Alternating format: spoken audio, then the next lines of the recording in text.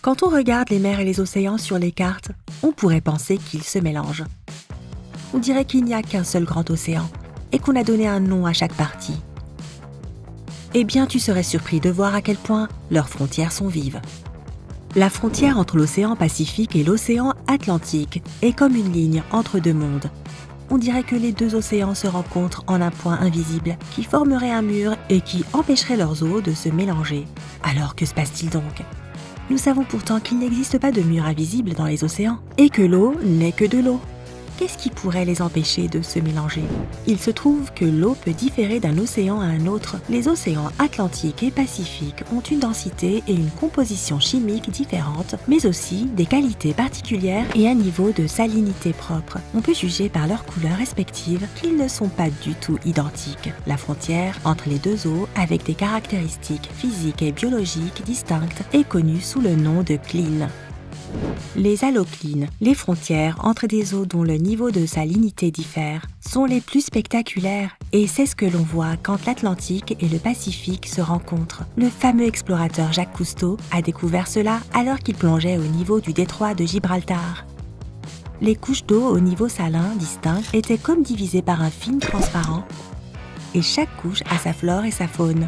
Les haloclines apparaissent quand l'eau d'un océan ou d'une mer est au moins 5 fois plus salée que dans une autre. Tu peux créer une halocline chez toi si tu verses un peu d'eau de mer ou de l'eau salée colorée dans un verre et que tu ajoutes ensuite un peu d'eau fraîche au-dessus. La seule différence est que cette halocline sera horizontale alors que celles dans l'océan sont verticales. Si tu te souviens des bases de tes cours de physique, tu peux en déduire qu'un liquide plus dense devrait se retrouver en couche inférieure et le moins dense au-dessus. Si c'était en effet le cas, la limite entre les deux océans ne serait pas une ligne verticale, mais horizontale. Et la différence entre leur salinité deviendrait moins évidente à mesure qu'ils se rapprochent. Alors pourquoi est-ce que ça ne se passe pas comme cela ici ? Eh bien d'abord, la différence de densité de l'eau des deux océans n'est pas importante au point de les scinder en deux couches horizontales distinctes. Et pourtant, elle suffit à ce que les deux eaux ne se mélangent pas. On peut aussi citer l'inertie. L'une des forces d'inertie connues sous le nom de force de Coriolis influence les objets quand ils se déplacent selon les axes qui, à leur tour, bougent aussi. En d'autres termes, la Terre bouge et tous les objets en mouvance sur Terre seront influencés par la force de Coriolis, les déviant de leur objectif. Par conséquent, les objets à la surface de la Terre ne se déplacent pas tout droit, mais se déportent dans le sens des aiguilles d'une montre dans l'hémisphère nord et dans le sens inverse des aiguilles d'une montre dans l'hémisphère sud. Mais la Terre se déplace lentement. Il faut un jour entier à la planète pour faire un cercle complet autour de son axe. C'est pour cela que l'effet Coriolis devient évident sur de longs intervalles de temps avec les cyclones ou avec les courants des océans. Et c'est pour cela que la direction des courants dans l'Atlantique est différente des courants du Pacifique. Ils ne s'accordent pas non plus. Une autre différence importante entre les eaux de deux océans est la force de la connexion des molécules, ou la résistance à la tension de surface. Grâce à leur force, les molécules d'une matière se tiennent entre elles. Deux océans ont une résistance de tension totalement différente, donc les eaux ne se mélangent pas. Peut-être que progressivement, elles pourraient commencer à se mélanger. Mais puisque leurs courants sont opposés, elles n'en sont pas capables. Les molécules se rencontrent seulement durant un court moment et sont ensuite emportées par le courant de l'océan. Mais tu penses bien que l'Atlantique et le Pacifique ne sont pas les seuls à se la jouer solo. Il existe beaucoup d'endroits sur la planète où les eaux de deux mers ou deux fleuves ne se mélangent pas. Il existe aussi des thermoclines, des frontières entre l'eau de différentes températures, comme l'eau chaude du Gulf Stream et l'eau bien plus froide de l'océan Atlantique Nord. Les chemoclines sont les plus impressionnantes. Ce sont des limites entre les eaux qui ont un microclimat et des composés chimiques différents. La mer des Sargasses est la chemocline la plus importante et la plus connue. Les chémoclines sont les plus impressionnantes. C'est une mer dans l'océan Atlantique qui n'a pas de rive, mais que tu n'as pas d'autre choix que de remarquer. Regardons ensemble les clines les plus spectaculaires de la planète. Numéro 1, la mer du Nord et la mer Baltique. Les deux mers se rencontrent près de la ville danoise de Skagen. Leurs eaux ne se mélangent pas à cause de leur densité différente. Parfois tu peux voir les vagues des deux mers qui s'affrontent en produisant de l'écume. Et pourtant, les eaux se mélangent petit à petit, c'est pour cela que la mer Baltique est légèrement saline. S'il n'y avait pas de mélange avec la mer du Nord, ce serait un gigantesque lac d'eau douce. Numéro 2, la mer Méditerranée et l'océan Atlantique.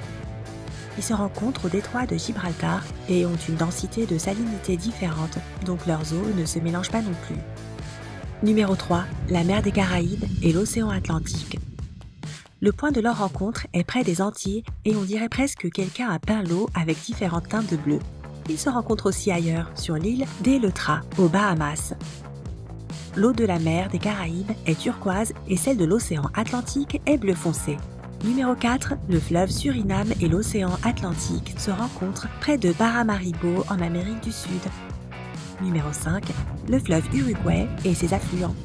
Ceux-ci se rencontrent dans la province de Misiones en Argentine. L'un d'eux est traité pour être utilisé dans l'agriculture et l'autre devient presque rouge à cause du terreau durant les saisons de pluie.